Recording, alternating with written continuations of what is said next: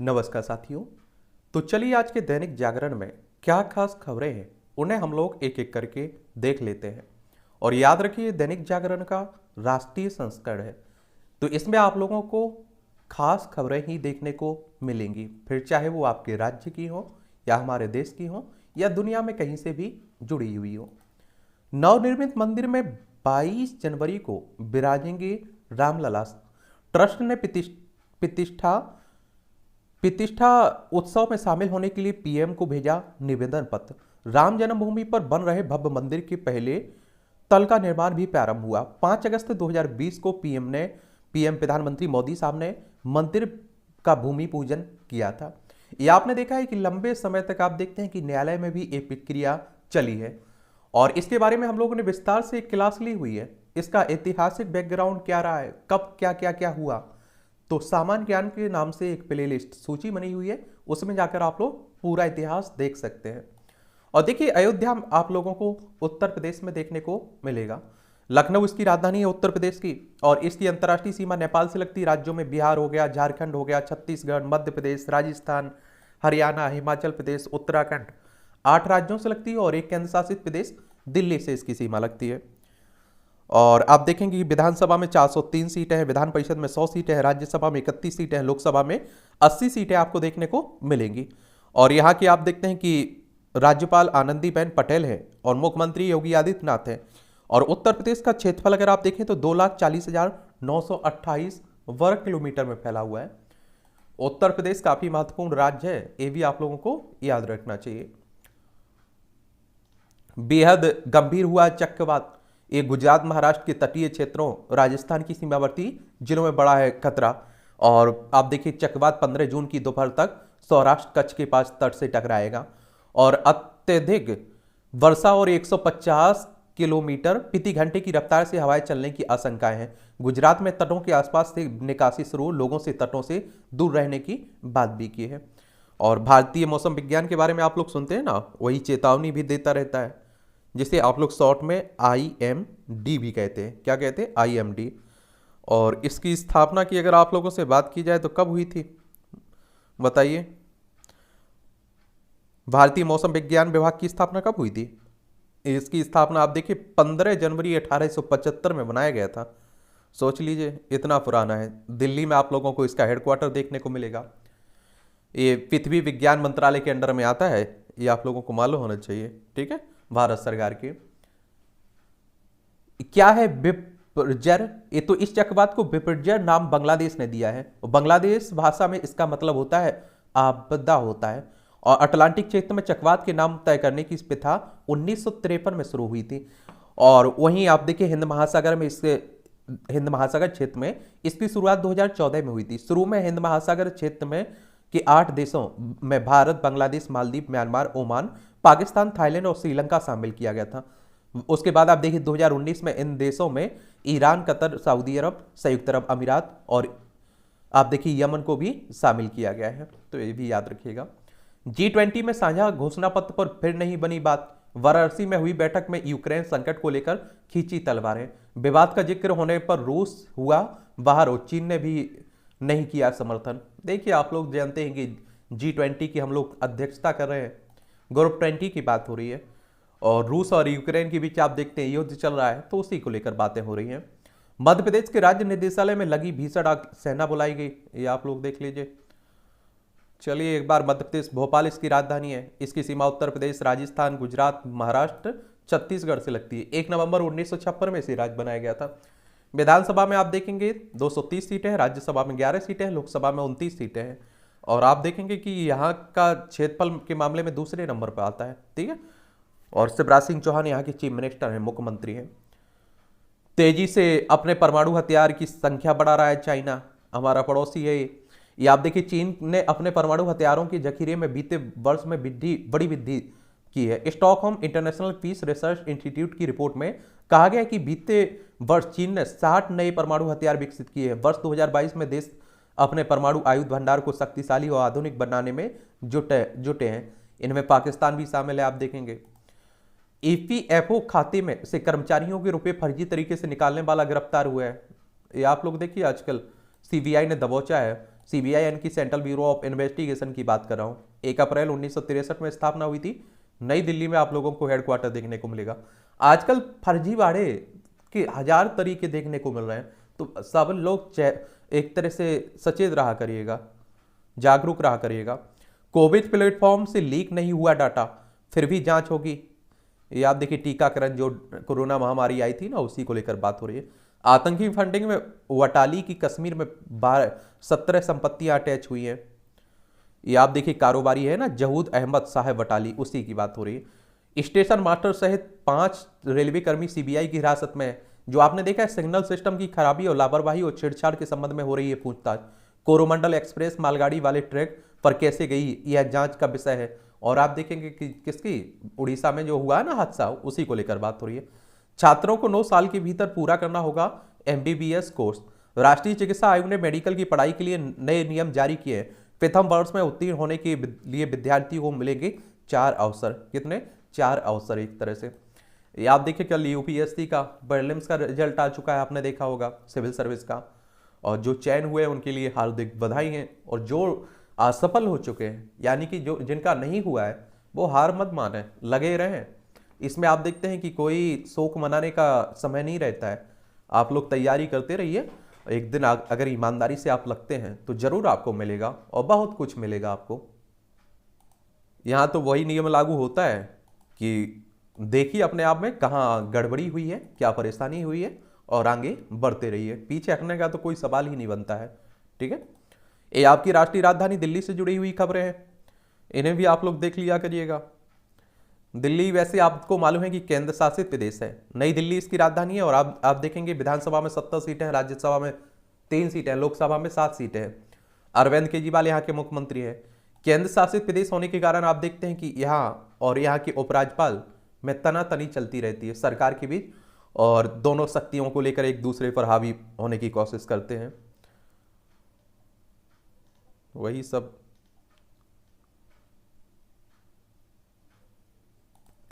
प्रौद्योगिकी को लोकतांत्रिक बनाने से मिटेगा देश के बीच विभेद, मोदी साहब कह रहे हैं। एक कर्ज की समस्या से जूझते गरीब और विकासशील देशों का मुद्दा भी उठाया। और G20 में कहा निवेश बढ़ा कर इस समस्या का निकाला जा सकता है समाधान। तो आप देखिए, G20 हो रहा है ना, G20 में भारत ने किया एक पृथ्वी एक परिवार एक भविष्य का आह्वान, और सहस्त्राब्दी कार्ययोजना में विकास का अंतर कम करने पर होगा विचार। भारत ने नए सहस्त्राब्दी लक्ष्यों के 7 वर्षीय कार्ययोजना को भी किया जारी। अच्छी बात है, और भारत इसमें भूमिका निभा रहा है अच्छी। और आप देखते हैं कि पर्यावरण को नुकसान होता है, पृथ्वी को नुकसान होता है, तो उससे हर कोई प्रभावित होता है, चाहे वो गरीब देश हो या अमीर देश हो, गरीब हो या अमीर हो। UIDAI के CEO बने अमित अग्रवाल। सुबोध सिंह डीजी नए NTA। रश्मि चौधरी केंद्रीय सूचना आयोग में सचिव नियुक्त किए गई हैं। NTA यानी कि नेशनल टेस्टिंग एजेंसी है ना, उसके महानिदेशक की नियुक्ति की बात हो रही है, सुबोध कुमार बने हैं। ठीक है, नई शिक्षा नीति के अमल पर पूरी दुनिया की नजर। अमेरिका ब्रिटेन सहयोग को तैयार है। पुणे में शिक्षा और कौशल विकास से जुड़ी G20 की बैठक में 14 देशों के मंत्री लेंगे हिस्सा। सभी देश शिक्षा, कौशल और शोध से जुड़ी अपनी बेहतर पहल करेंगे पेश। और आप देखिए, आपको बता चुका हूं किसके बारे में, G20 के बारे में कई बार बता चुका हूं। आप लोग नीचे इसके बारे में लिखिएगा एक सामान्य जानकारी। जवाबदेह AI चाहिए, इसके खतरे से सतर्कता जरूरी है। CAG मुर्मू कह रहे हैं। आर्टिफिशियल इंटेलिजेंस, कृत्रिम बुद्धिमत्ता की बात हो रही है ना, तो उसी को लेकर बात हो रही है। और CAG ने कहा है कि नीति निर्धारकों को तय करना होगा कि AI को स्थापित करने की प्रक्रिया किस तरह से बनाई जाए।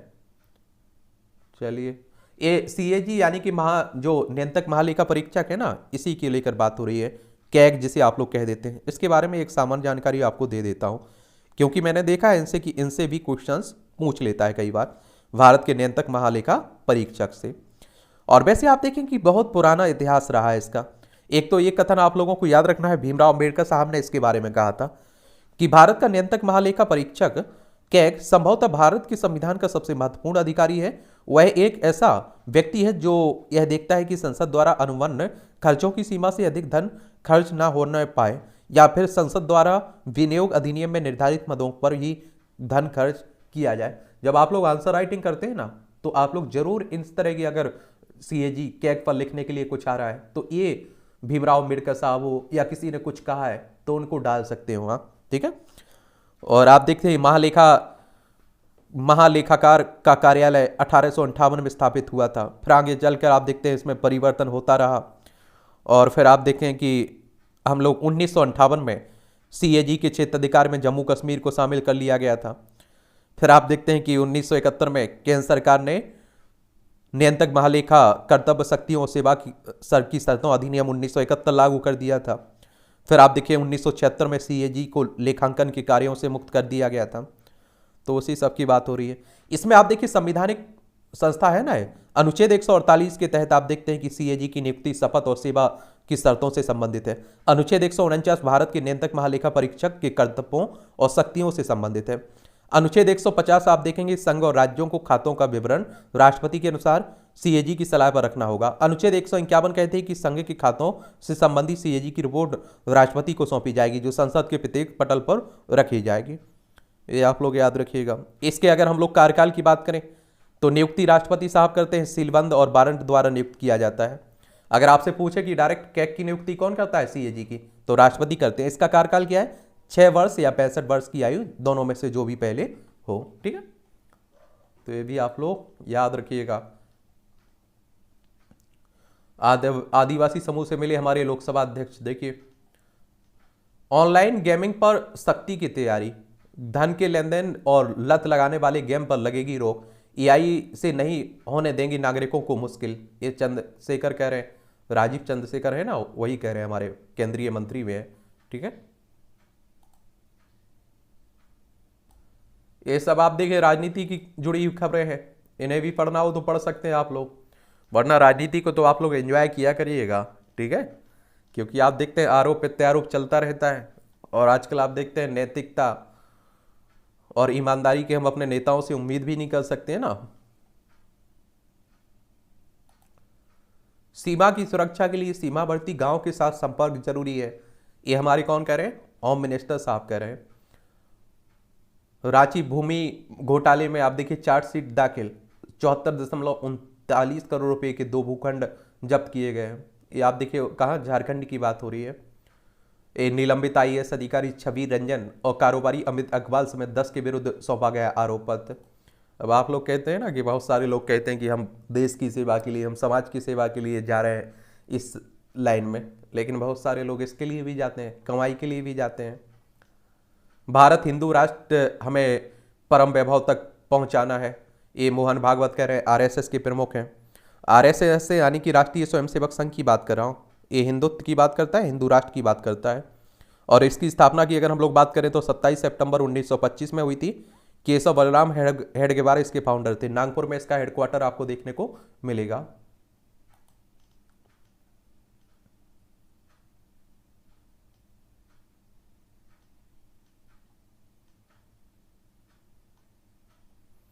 इस 100 रुपये से अधिक का सामान नेपाल ले जाने पर सख्ती, अधिक सामान ले जाने वालों से वसूला जा रहा है शुल्क, कम सामान खरीदने वालों से टोका टाकी। पिछले कुछ दिनों की सख्ती से कम हुआ नेपाल के खरीदारों का आना, सीमा पर व्यापार प्रभावित, नेपाल वाणिज्य संघ के दबाव में भंसार कार्यालयों को भेजा गया नोटिफिकेशन। ये आप लोगों को देखेंगे आप लोग, नेपाल हमारा पड़ोसी है। उत्तराखंड, उत्तर प्रदेश, बिहार, सिक्किम और पश्चिम बंगाल, 5 राज्यों की सीमा लगती है। अवैध व्यापार भी होता रहता है, लोग यहाँ से आप देखिए आसानी से आते जाते रहते हैं। ये मुस्लिम व्यक्ति को अनुसूचित जाति आरक्षण का लाभ वैध नहीं है, ये कौन कह रहा है, हाईकोर्ट कह रहा है। कुरुक्षेत्र यूनिवर्सिटी के असिस्टेंट प्रोफेसर को बर्खास्त करने के फैसले पर आप देखते हैं मोहर लगाई है, किसने, पंजाब एवं हरियाणा हाईकोर्ट ने। ये भी आप लोग याद रखिएगा। हाईकोर्ट किस तरह के जो फैसले रहते हैं, सुप्रीम कोर्ट के जो फैसले रहते हैं, उन्हें जरूर आप लोग याद रखा करिएगा। जीवन के अधिकार का मूलभूत हिस्सा है पहचान का अधिकार, ये हाईकोर्ट कह रहा है। हाईकोर्ट ने 10वीं और 12वीं प्रमाण पत्र में पिता का नाम बदलने की 2 छात्राओं की मांग को स्वीकार किया है, दिल्ली हाईकोर्ट ने, ये ठीक है।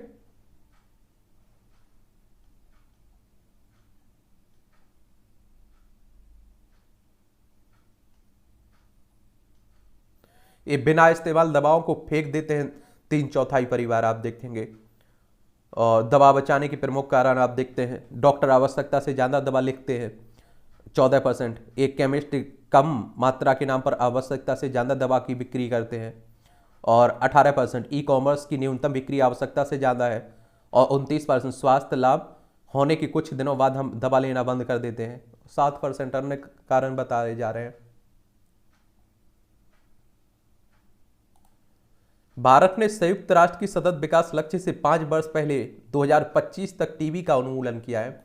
संयुक्त राष्ट्र यानी कि यूनाइटेड नेशंस की बात हो रही है, ठीक है, ये आप लोग याद रखिएगा। और टीबी आप लोग देखते हैं ना, उसी की बात हो रही है।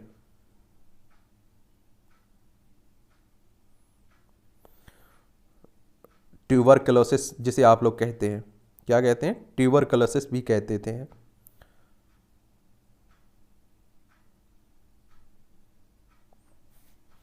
क्षय रोग भी कहते हैं।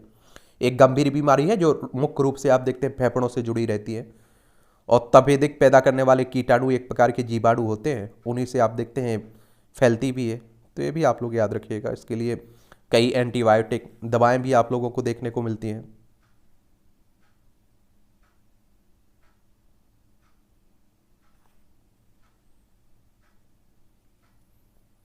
लंदन में भारतीय उच्चायुक्त पर हुए हमले की जारी हुई फुटेज। एनआईए ने 19 मार्च को हुई घटना के लिंक अपने ट्विटर हैंडल पर किए जारी। व्हाट्स नंबर जारी किया, कहा कि जानकारी देने शख्स की पहचान गुप्त रखी जाएगी। एनआईए यानी कि नेशनल इन्वेस्टिगेशन की बात हो रही है, और 2008 में इसकी स्थापना हुई थी। नई दिल्ली में आपको हेडक्वार्टर देखने को मिलेगा।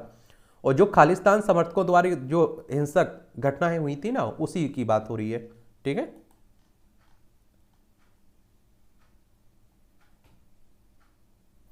ये आप देखते हैं मणिपुर में जो हो रहा है।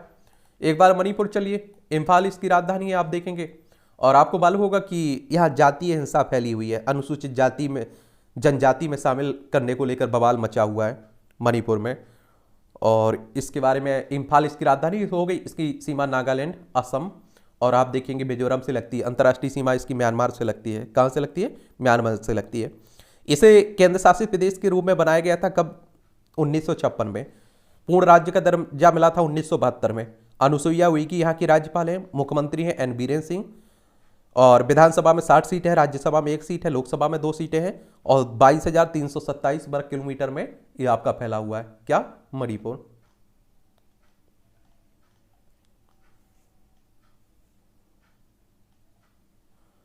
आईएनएस विक्रांत पर योगाभ्यास। आप लोगों से एक क्वेश्चन है मेरा, अब यहीं लिखा हुआ है 21 जून को अंतर्राष्ट्रीय योग दिवस मनाया जाता है ना। चलिए आप लोग बताइए, एक पहली बार कब मनाया गया था, ये आप लोग बता सकते हैं, ठीक है। देश में अब सबसे अधिक टाइगर रिजर्व मध्य प्रदेश में आप लोगों को देखने को मिलेंगे। वर्तमान में अब तक किस राज्य में कितने टाइगर रिजर्व हैं? मध्य प्रदेश में 6 है, महाराष्ट्र में 6 है, कर्नाटक में 5 है, तमिलनाडु में 5 है, असम में 4 है, राजस्थान में 4 है, और आप देखते हैं कि छत्तीसगढ़ में 4 आपको देखने को मिलेंगे। सागर जिले में स्थित नौरादेही अभ्यारण्य को मिल सकता है टाइगर रिजर्व का दर्जा, ठीक है। ये आप देखिए रातापानी पर क्यों राजनीति हो रही। भोपाल के करीब रातापानी अभ्यारण्य में 60 से अधिक बाघ हैं, पर राजनीतिक कारण से निर्णय नहीं हो पा रहा है कि वर्ष 2012 में पर्यावरण, वन एवं जलवायु परिवर्तन मंत्रालय ने इसे टाइगर रिजर्व घोषित कर दिया था, पर राज्य सरकार ने अधिसूचना जारी नहीं की है। और देश में आप देखते हैं सबसे ज्यादा बाघ भी मध्य प्रदेश में देखने को मिलते हैं, 526 आपको देखने को मिलते हैं। और आप देखते हैं कि बाघ प्रदेश, टाइगर प्रदेश भी तो कहते हैं आप लोग मध्य प्रदेश को। ये आप देखिए संपादकीय पार्ट है, एडिटोरियल वाला पार्ट है, इसे भी आप लोग देख लिया करिएगा। और ये आपको प्रीलिम्स में, मुख्य परीक्षा में, इंटरव्यू में हर जगह मदद पहुंचाते हैं। एक आपको सामान्य जानकारी भी मिलती है। ऐतिहासिक गौरव की वापसी। पिछले महीने में मैं दुबई में स्कूली बच्चों से चर्चा कर रहा था। उनमें से कई बच्चे भारतीय थे। उन्होंने मुझसे पूछा कि ऐसा क्या है जो भारतीय अर्थव्यवस्था को विकसित बना सकता है, और इसके जवाब में आप भी विचार करेंगे कि क्या यह हमारी भौगोलिक स्थिति है, या हमारा उद्योग जगत है, बुनियादी संरचना, या फिर हमारी आबादी है। ये सभी पहलू किसी न किसी प्रकार इस उत्तर के दृष्टिकोण से उपयोगी है, लेकिन मेरे हिसाब से भारत को विकसित बनाने में हमारी प्रभावशाली संस्कृति अहम भूमिका होगी। हमारी संस्कृति असल में एक ऐसी धरोहर है और जिसकी रचना किसी एक पीढ़ी ने नहीं की। यह एक पीढ़ी से दूसरी पीढ़ी को उत्तरदायित्व के रूप में मिली है। यह हमारे परिवारों, परंपराओं और धर्म में भीतर तक रची बसी है। भारतीय सनातन परंपरा में प्रथम पूज्य के रूप में प्रतिष्ठित भगवान श्री गणेश जी को ही ले लीजिए, जिस प्रकार भगवान गणेश ज्ञान के प्रतीक हैं और उनसे न केवल भाग्य एवं लाभ प्राप्त होता है, बल्कि हमारे पास जो कुछ है उसमें संतोष करने की प्रेरणा भी मिलती है। संवेदनशील अर्थव्यवस्था वैभव का सदुपयोग ही खुशहाल जीवन और दीर्घकालिक आत्मनिर्भर समाज के आधार हैं। और आज दुनिया में ऐसे ही संवेदनशील अर्थव्यवस्थाओं के निर्माण की चर्चा हो रही है, जहां समाज कल्याण एवं जीडीपी विकास दोनों का सह अस्तित्व हो और नागरिकों की प्रसन्नता सर्वोपरि है। भारतीय सभ्यता सदा से धन और दान दोनों को सर्वोच्च मानती है। देवर्षि नारद ने राजा युधिष्ठिर को राजकाज पर उत्तम सलाह दी। वह उन्हें एक अच्छे राजा के गुणों के बारे में बताते हैं। ये गुण है कि वाक पटुता, सहायता करने की तत्परता, शत्रुओं से निपटने की बुद्धिमत्ता, स्मृति, नैतिकता एवं राजनीति का ज्ञान। और इन्हीं गुणों को हम समकालीन नेताओं में खोजते हैं। क्या करते हैं? खोजते हैं। आज अमेरिकी सरकार ठप होने के कगार पर है, क्योंकि वहां बड़े पैमाने पर लिए गए कर्ज की अदायगी पर राजनीतिक सहमति नहीं बन पा रही है।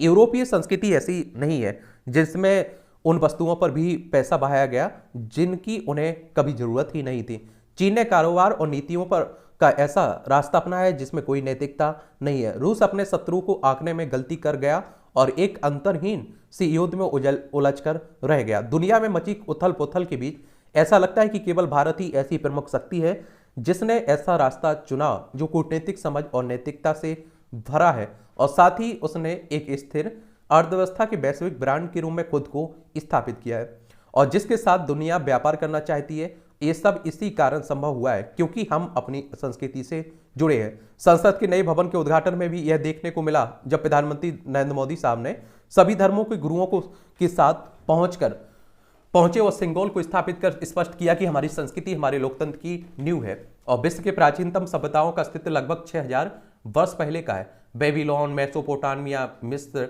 और सिंधु घाटी सभ्यता प्राचीन ज्ञात सभ्यताओं में शामिल हैं। भारत की अवधारणा शायद उससे भी पहले की। भारतीय सभ्यता और समाज का स्थान आरंभ से ही व्यापार, विज्ञान और दर्शन में विश्व गुरु का था। मानव इतिहास के 6000 वर्षों में से भारत 5700 वर्ष तक वैश्विक अर्थव्यवस्था और विज्ञान के क्षेत्र में गुरु रहा है। क्या रहा है? गुरु रहा है। और इतिहास में पढ़ते होंगे तो आपको मालूम भी होगा।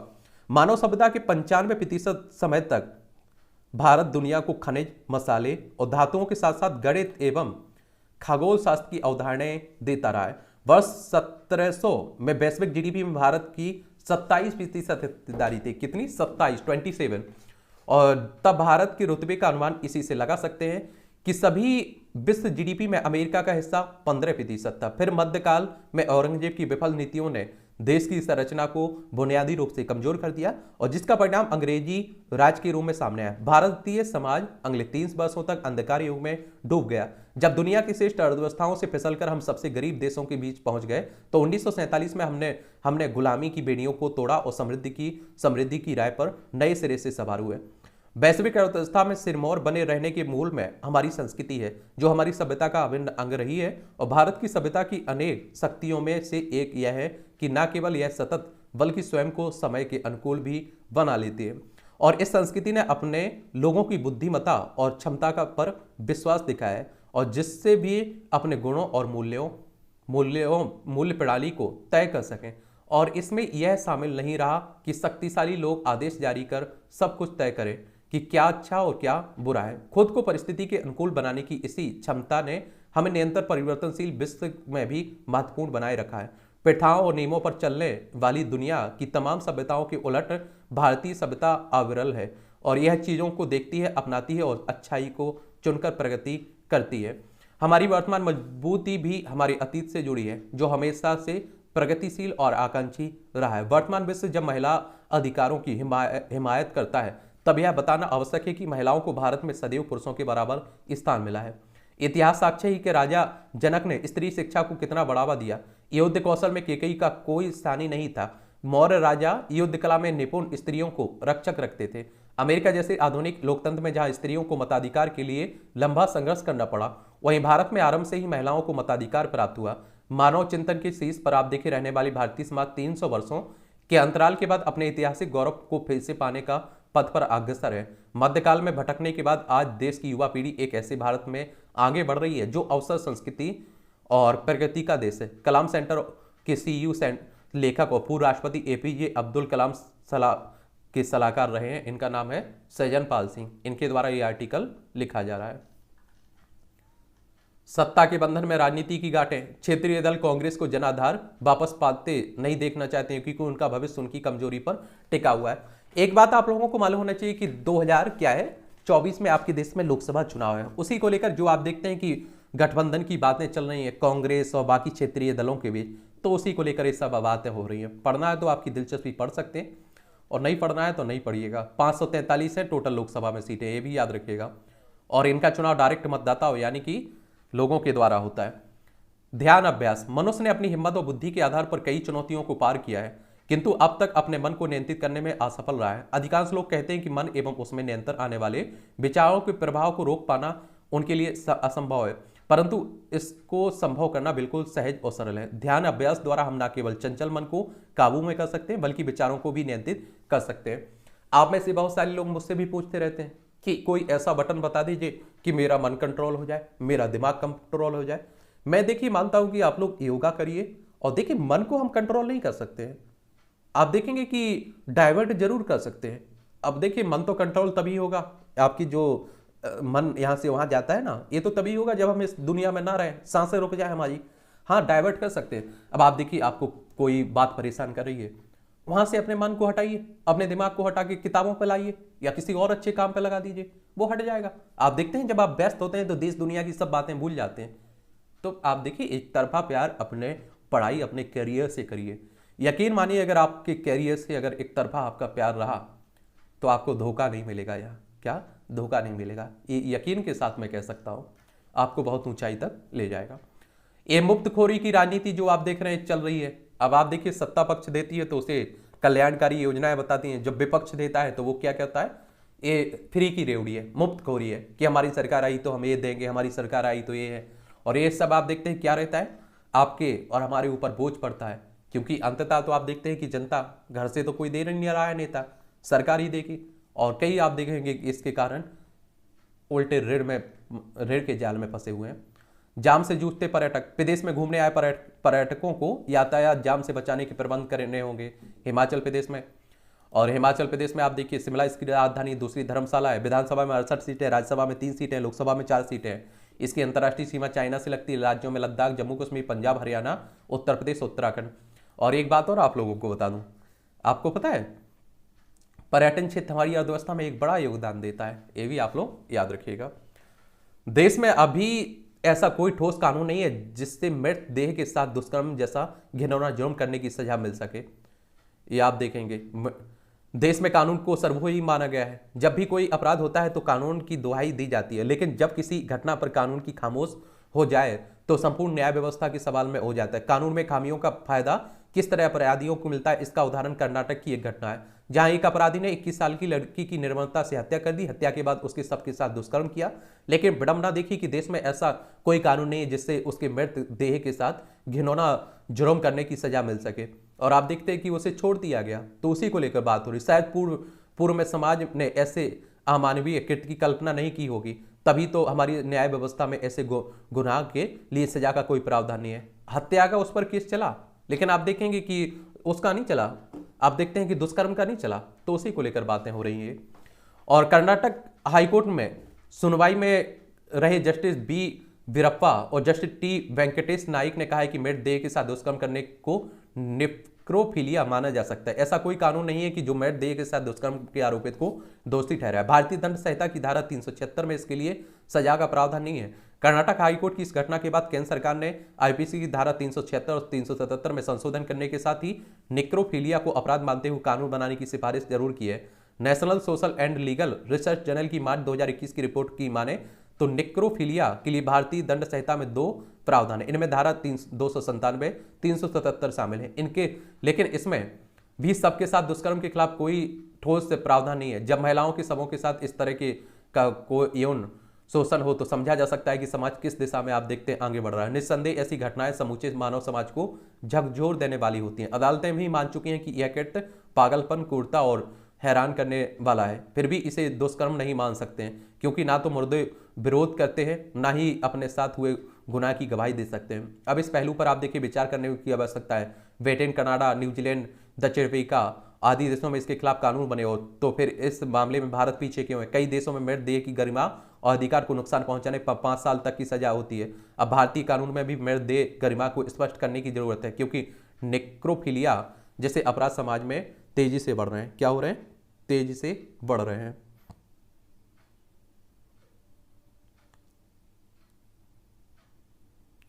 ये नेक्रोफिलिया क्या है,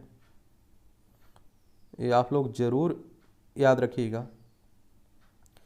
नेक्रोफिलिया जैसे आप लोग नेक्रोफिलिज्म, नेक्रोलाग्निया, नेक्रोकोइटिस, नेक्रोक्लेसिस और थानाटोफिलिया के रूप में भी जानती। यह यौन आकर्षण या लाशों से जुड़ा कार्य है।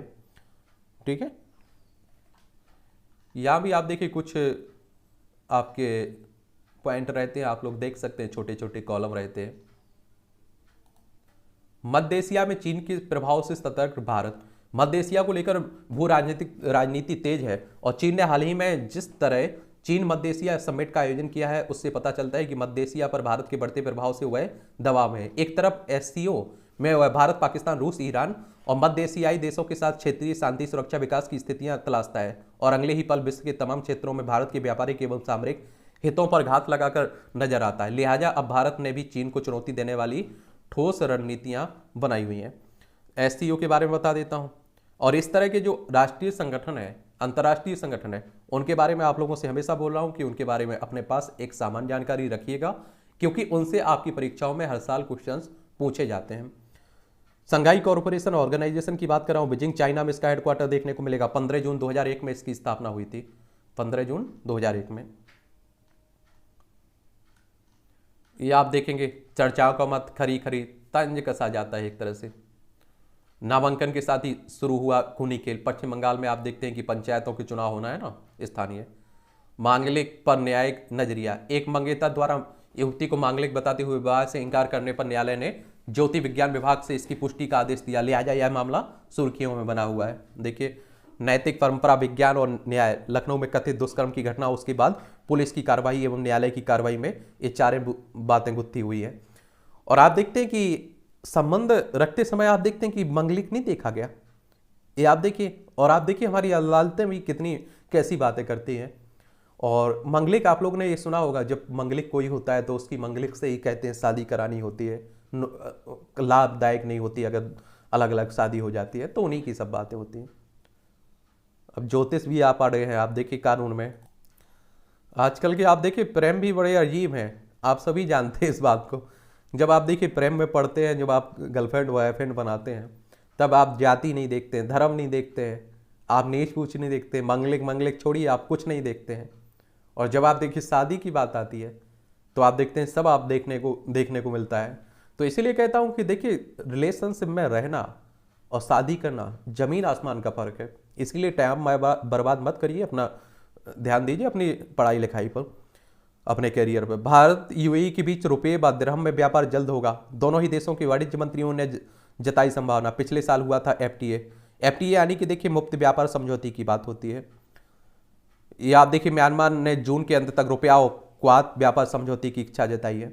25 महीने के निचले स्तर पर आप देखिए 4.25% पर खुदरा महंगाई दर पहुंची है। और केंद्र ने राज्यों को 1.18 लाख करोड़ रुपए जारी किए हैं। केंद्र ने जून में राज्यों को उनकी कर हिस्सेदारी के तौर पर आप देखेंगे। मई में घरेलू हवाई यात्रियों की संख्या 2.3% बढ़ी। अंतर्राष्ट्रीय उड़ानें शुरू करने के नियम आसान बनाए नगर विमानन महानिदेशालय ने। रेटिंग एजेंसी मूडीज से मिलेंगे वित्त मंत्रालय के अधिकारी। सॉवरेन रेटिंग जो जारी करता है ना, वही उसी की बात हो रही है। और आरबीआई की राहत, डिफॉल्टर्स को मिल सकेगा, फिर से मिलेगा कर्ज। आयातित कोयले वाले बिजली संयंत्र की पूरी क्षमता से करें काम। गेहूं की बढ़ती कीमतों पर अंकुश के लिए भंडारण सीमा लागू करने की बात हो रही है। हाइड्रोजन ऊर्जा को भविष्य बता, गडकरी बोले इससे बनाने वाला पहला राज्य बने उत्तर प्रदेश। ये आप लोगों को मालूम होना चाहिए कि हाइड्रोजन को भविष्य का ईंधन भी कहते हैं। और आप देखते हैं कि इससे प्रदूषण भी कम फैलता है, ये भी आप लोग याद रखिएगा। तो आपको बताया ना कि 14,000 आप देखिए 624 अभ्यर्थी सफल हुए हैं सिविल सेवा की प्रारंभिक परीक्षा में।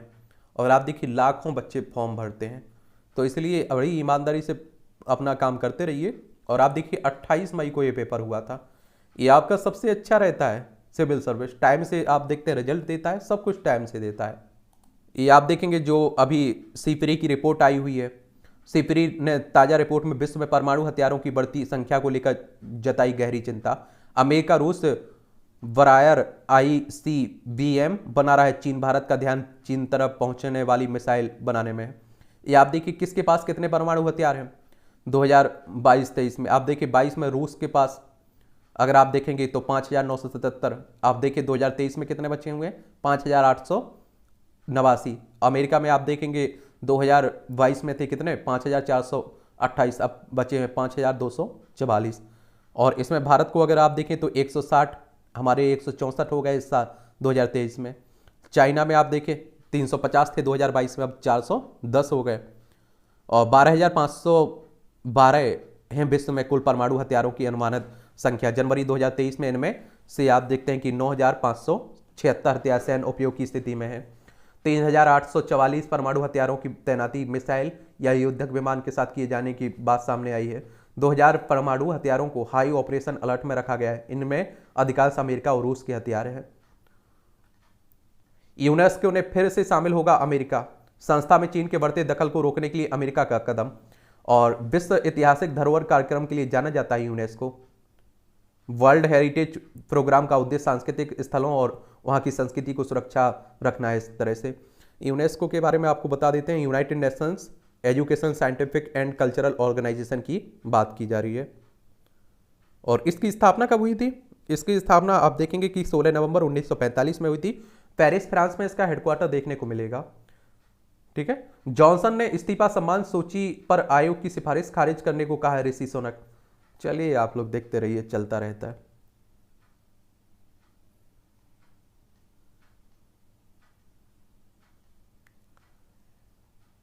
चार बार इटली की प्रधानमंत्री रहे सिल्वियो बर्लुस्कोनी की डेथ हो गई, आप देखेंगे। पाक संसद ने इमरान समर्थकों के स्पीड ट्रायल का संकल्प लिया है। पाकिस्तान में हिंदू बालिकाओं का जबरन कराया जा रहा है मतांतरण। आप देखिए जब 1947 में अलग हुआ पाकिस्तान तो बहुत सारे हिंदू परिवार भी गए हुए थे। अब कहते हैं इनकी संख्या ना के बराबर बची हुई, या तो इन्हें धर्म परिवर्तन करवा दिया गया, इन्हें या तो देश छोड़कर भागना पड़ा, या इन्हें मार दिया गया। पाक ने सभी शर्तों को पूरी की, राहत पैकेज में अब रुकावट नहीं है। ये आप देखिए शहबाज कह रहे हैं, यहाँ की पाकिस्तान के प्रधानमंत्री हैं, IMF से पैसे लेने के लिए एक गुजारिश कर रहे हैं ना। IMF यानी कि इंटरनेशनल मॉनेटरी फंड की बात कर रहा हूँ मैं। और इसकी स्थापना कब हुई थी और इसका हेडक्वार्टर कहाँ देखने को मिलेगा? 27 दिसंबर 1945 में इसकी स्थापना हुई थी। वॉशिंगटन DC USA में इसका हेडक्वार्टर देखने को मिलेगा। इसका उद्देश्य एक अंतर्राष्ट्रीय वित्तीय संस्थान है।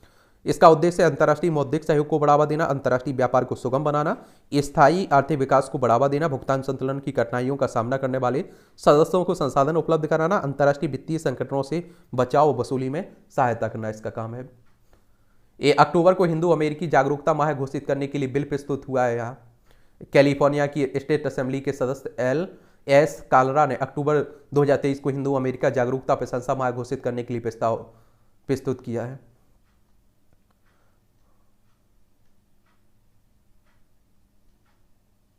मिस्र में नौका में लगी आग, 3 ब्रिटिश पर्यटकों की मौत हुई है। मिस्र के लाल सागर में रविवार को ये। वनडे विश्व कप के बाद तय होगा कप्तान रोहित और कोच द्रविड़ का भविष्य, सख्त कदम उठाने से कतराता है बोर्ड। ये आप सभी जानते हैं कि देखिए क्रिकेट की बात हो रही है। रिंकू जीतेश को T20 टीम में मिल सकती है जगह, ये आप देखेंगे। ये भी आपकी क्रिकेट से बात हो रही है। एक बार फिर रैंकिंग में शीर्ष पर पहुंचे नोवाक जोकोविच। फ्रेंच ओपन पुरुष सिंगल्स खिताब के साथ रिकॉर्ड 23वां ग्रैंड स्लैम जीतने वाले नोवाक जोकोविच की बात हो रही है। भारतीय कुश्ती महासंघ के चुनाव पर 4 जुलाई को कराने की योजना हो रही है। भारतीय ओलंपिक संघ ने भारतीय कुश्ती महासंघ के चुनाव, जो आप देखते हैं कि इसके अध्यक्ष अभी यौन उत्पीड़न और तरह तरह के आरोप लग रहे हैं ना, तो पद छोड़ उनका खत्म हो गया। Bharat inter continental football cup के फाइनल में पहुंच चुका है।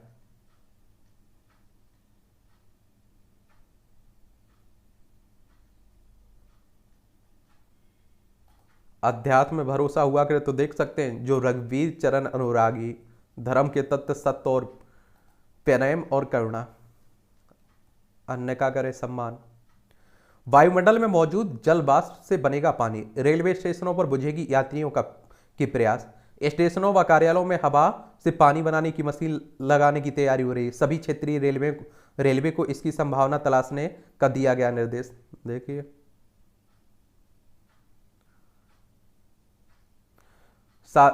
ये भी आप लोगों को देखना चाहिए।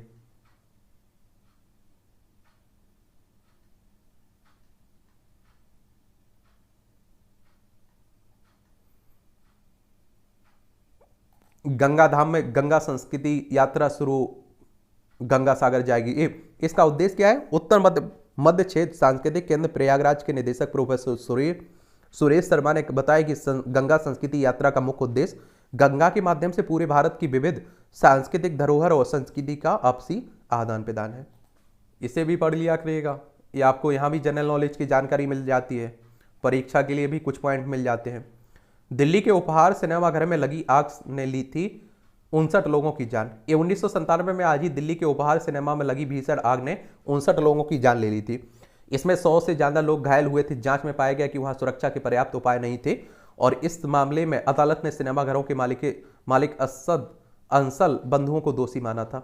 सौरमंडल की सीमा से बाहर गया अंतरिक्ष यान पायनियर 10 1983 में आज ही नासा द्वारा लॉन्च किया गया अंतरिक्ष यान पायनियर 10 सौरमंडल की सीमा से बाहर निकलने वाला पहला मानव निर्मित बना था और 12 किलोमीटर प्रति घंटे की गति से चल रहे इस यान ने दूरस्थ ग्रह नेपच्यून को पार किया था। इसे मार्च 1972 में लॉन्च किया गया था। और देखिए नासा की बात करें तो अमेरिकी अंतरिक्ष एजेंसी है नासा, और इसकी अगर हम लोग स्थापना की बात करें और इसके हेडक्वार्टर की, इसकी स्थापना 29 जुलाई 1958 में हुई थी। इसका वॉशिंगटन DC USA में इसका हेडक्वार्टर देखने को मिलेगा। हमारी अंतरिक्ष एजेंसी इसरो, इसके बारे में बताइए इसकी स्थापना कब हुई थी, इसका हेडक्वार्टर कहाँ है। आज भी लोगों को देश प्रेम के रंग में डुबो देता है प्रेम धवन के गीत। तुझे सूरज कहूं या चांद चंदा, छोड़ो कल की बातें जैसे सदाबहार गीतों को लिखने वाले प्रेम धवन का जन्म 1923 में आज ही अंबाला में हुआ था। 1946 में संगीत निर्देशक खुर्शीद अनवर के सहायक के रूप में आप देखिए फिल्म उद्योग से जुड़े। 1948 में जिद्दी फिल्म से गीतकार के रूप में करियर की शुरुआत की। फिल्म शहीद में संगीत निर्देशक के तौर पर आप देखिए ए वतन ओ मेरा रंग दे बसंती चोला जैसे गीतों को लिखा एवं गीत को भी संगीत भी दिया। इसके अलावा वीर अभिमन्यु, भारत के शहीद, किसान और भगवान, मेरा देश मेरा धर्म जैसे कई फिल्मों में संगीत भी दिया इन्होंने। आप देखिए कोलंबिया में टमाटर युद्ध की मस्ती, आप देखिए स्पेन के विश्व प्रसिद्ध ला टोमाटीना फेस्टिवल की तर्ज पर आप देखिए 10 वर्ष पहले कोलंबिया में शुरू किया गया है टोमाटीना टमाटर फाइट फेस्टिवल। और आप देखिए स्पेन में ला टोमाटीना की शुरुआत 1945 में ज्वाइंट्स एंड ब्रिगेड्स की परेड के दौरान हुई थी। कचरे से तैयार ईंधन से चलेगा ट्रैक्टर, IIT ने बनाया नया इंजन। डीजल के बजाय आप देखिए डाई मेथाइल ईथर का होगा प्रयोग, नहीं होगा प्रदूषण। घरों से निकलने वाले कूड़े और वनस्पतियों से तैयार किया जाएगा ईंधन। चलिए अच्छी बात है। वजन कम करने के लिए रोज कैलोरी का हिसाब रखना जरूरी है, यह अनुसंधान कह रहा है। ऊंचे वेतन वाली नौकरियों में विश्व भर में कम होता है महिलाओं का प्रतिनिधित्व। पुरुषों की तुलना में जोखिम लेने के लिए कम इच्छुक होती हैं महिलाएं। और इसके लिए आप देखिए 3575 लोगों की एक सर्वेक्षण में डाटा मिला है। यूनिवर्सिटी ऑफ वात स्कूल ऑफ मैनेजमेंट के प्रोफेसर द्वारा किया गया सर्वे।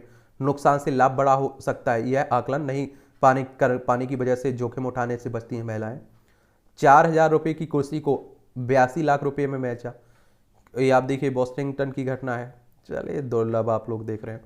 ये आप देखिए मूवियों से जुड़ी हुई खबरें हैं बॉलीवुड से। हनुमान जी के बगल वाली सीट के अतिरिक्त पैसे नहीं। चलिए तो पढ़ना हो तो पढ़ लीजिए, नहीं पढ़ना हो तो छोड़ सकते हैं आप लोग। और इस तरह से आप देखेंगे कि आज के न्यूज़पेपर की कहानी खत्म होती है। आप लोग पढ़ते रहिए, एंजॉय करते रहिए। आपका कोई सवाल हो मेरे लिए, सुझाव हो तो आप लोग बता सकते हैं, लेकिन आप लोग मेहनत करते रहिए, अपने टाइम को बर्बाद मत करिए किसी के साथ, ठीक है।